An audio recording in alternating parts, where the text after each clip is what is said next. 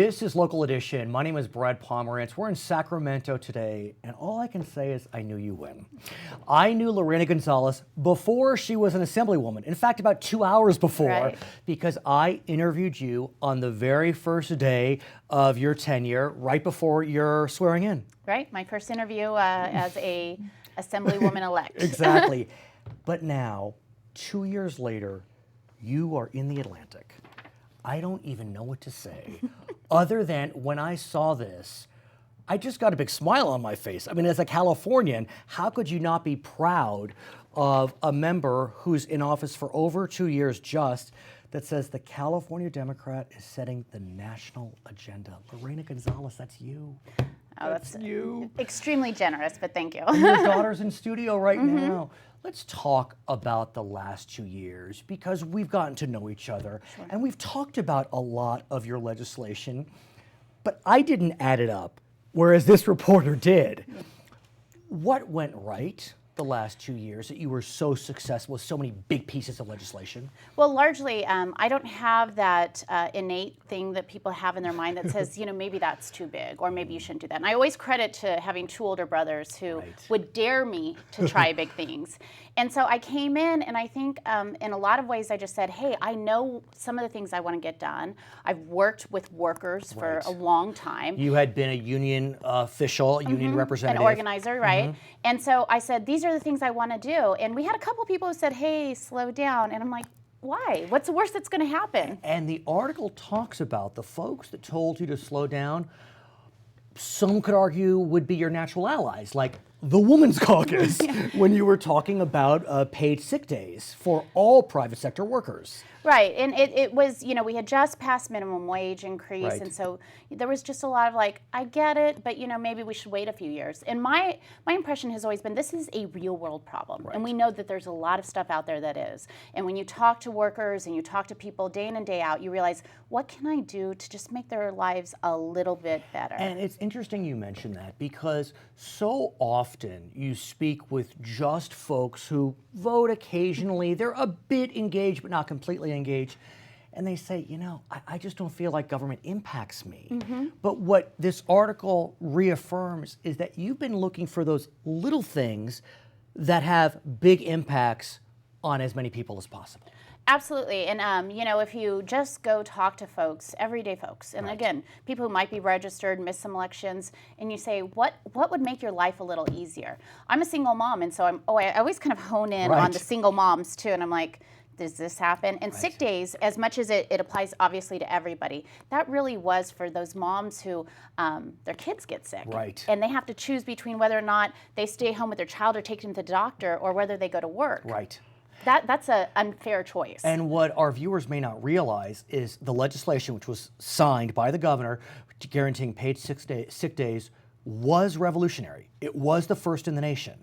Connecticut had something, but nothing like ours. Right. I was the first in the nation to apply to everybody. So every single private sector worker, whether you're in a facility with 20 people or 5 people, whether you work for a big corporation, every single private sector worker, and a vast majority of public sector workers. The only folks who, in fact, aren't included yet, and they'll have to get it through collective bargaining, is home health care workers. So if you work at home taking care of a loved one, it was a uncomfortable fit. But every other worker in California now, and we were the first in the nation to guarantee that. And a few other bills that were signed that deal with workplace protections.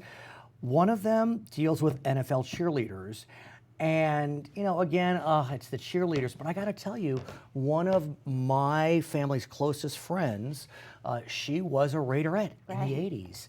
And I told her all about you, and she was following this intently, and she described for me how hard it was to make a living, to literally, you know, in the opulent 80s, to be a Raiderette, but yet have to eat fast food.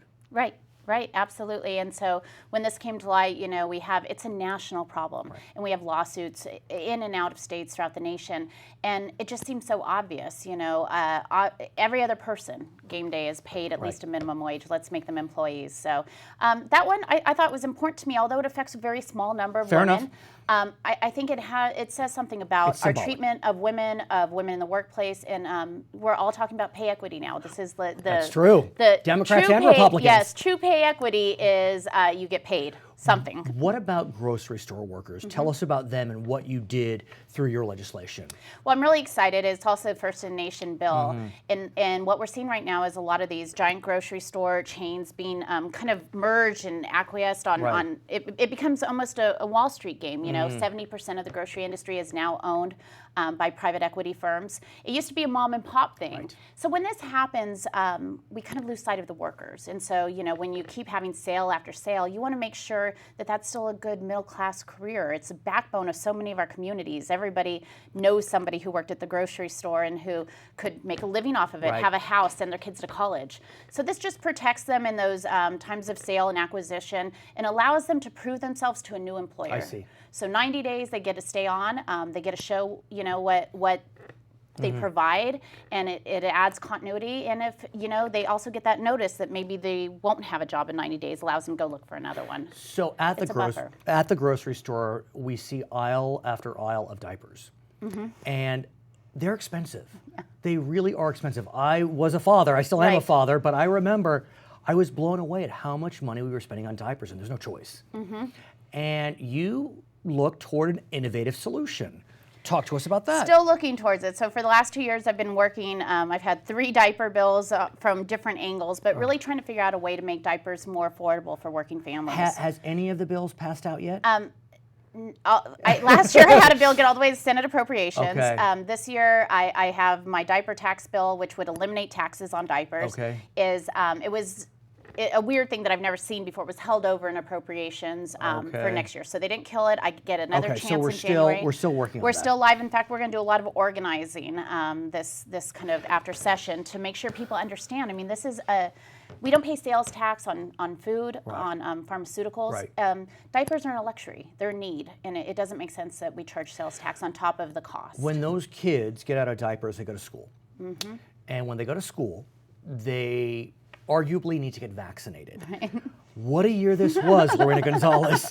I mean, and we talk about strange bedfellows. You know, when the Women's Caucus wasn't behind you on your paid sick leave bill, I mean, the lefties have been coming at you on this vaccination bill. You know, and it's incredible. And so much of what I do, I think I take from being a mom myself. Right. And so it's kind of like if you elected your mom to the state assembly, right? We did.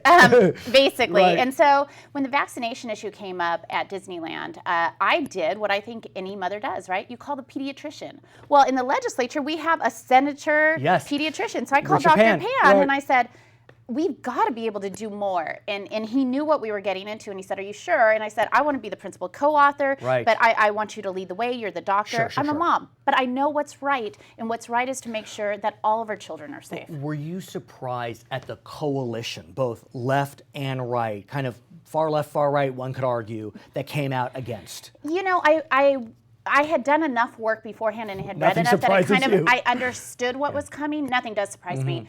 I was really blessed. I have a district that's highly immigrant, Right. that recognizes the needs for, in fact, you go say vaccination and there's lines, right? Vacuna. They come from disease-ridden countries, unfortunately, that still are facing some of these deadly diseases. So it's seen differently. But it's also our most vulnerable, those people who can't get vaccinations that we're trying to protect. And those kids deserve to go to school too.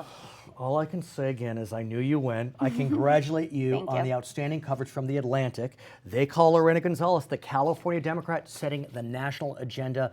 My gut tells me we'll be seeing a lot of you over the next decade and beyond. My name is Brad Pomerance. We are coming to you from the state capitol in Sacramento, California, and you are watching Local Edition.